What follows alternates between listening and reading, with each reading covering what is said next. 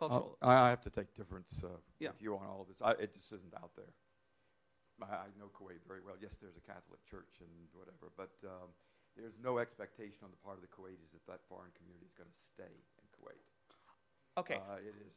I think when you talk about integration, they're willing to accept these institutions, and lots of, as you said, academic institutions, and people come and stay, including the missionary doctors you talked about, who have a big, big prominence historically. Right. But there's no indication that they intermarry or are going to stay there on a permanent basis. Let me tell you a story. In the 1950s, the Kuwaitis had a phrase which was "Let the foreigners stay," because we have to give them generosity, because they're going to eventually leave. These are temporary people. They're still there 50 years later, and I would argue it depends on how you look at what tolerance is or how these types of integration are. If the Kuwaiti state is allowing these churches to take permanent residence in this part of the world, I think that's a fairly significant change. These people are allowed to practice their religious views. They're allowed to do it peacefully. Take a look at other parts of the world, Europe. Europe, for instance, look at Switzerland. You want to talk about integration? Ask the Swiss. The Swiss aren't even allowing, minarets or churches to be built. Yet when we look at Kuwait, you have a society that's building them. It's not just in Kuwait. It's in Bahrain. It's in Qatar. It's in the Emirates. Look at the amount of Catholics that were in Aramco communities and still are in Aramco communities in Saudi Arabia. But no relevance to local society at all. In terms of relevance to local society, no, I would back up for that. First of all, they are aware. First of all, are they aware of these populations? Yes, they are. Second, read the press in almost throughout this region. They are fully aware of where these people are. They are fully aware because they're in their lives. They're worried about them taking over their populations. Is that not? If people are scared of being overrun by Arabic-speaking foreigners, does that mean they're not integrated? They're not aware of them? Do we have a question here and a question there? Omar? I could be incorrect, but my understanding was that in Dubai, when the recession hit, that foreigners who didn't have jobs had to be out of the country within 30 days. And these are many people who had lived there for long periods of time.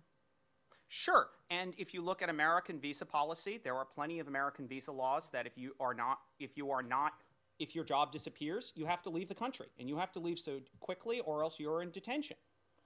Those laws are very much there. What is striking about Dubai isn't the amount of people who are leaving. It's actually the amount of people who are staying. Many of whom have mobility, many of whom have degrees where they can go elsewhere, and are choosing to stay in the region. In fact, if you look at sort of percentages, plenty of expatriates who are regularly polled in that part of the world, despite all the stories, yes, of the cars, of the things of people saying, I'm leaving my car here because I can't pay for it, and those other types of stories. Also look at the number of expatriates who are still remaining. And that's something that tells you about the way they look at this region and about their, A, acceptance, and B, their willingness to give this region a start. They see this as a place where they have a future. They need contracts. Sure, and they need contracts in other parts of the world as well. And citizenship. No. Okay, question there? Yes. Yeah, I think you're talking past what he was asking about integration, and your response had to do with tolerance. I think in the Gulf, people are extremely tolerant and happy to see churches built, and expat communities live for generations.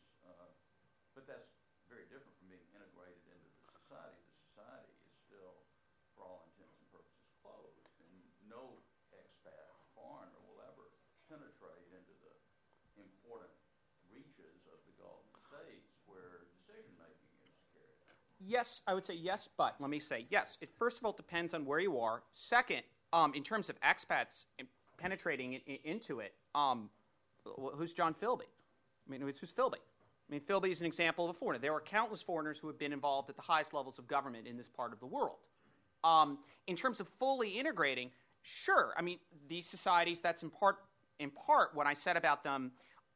Let me say there, integration versus toleration. Toleration is certainly there. In terms of integration, you do see integration on certain parts of the Gulf. If you look at, say, again, Bahrain. Bahrain has granted citizenship to non-Sunni Muslim populations, to other populations within it. There are, in fact, Kuwait has an enormous issue today over the fact that they are angry that there are X amount of millions of Kuwaitis who have both Kuwaiti and non-foreign citizenship. That suggests that there are Kuwaitis, including, say, Filipinas, who have been married into these families. But I guess we're going to have to disagree on what we mean by that. Okay, I think we have time for one last question.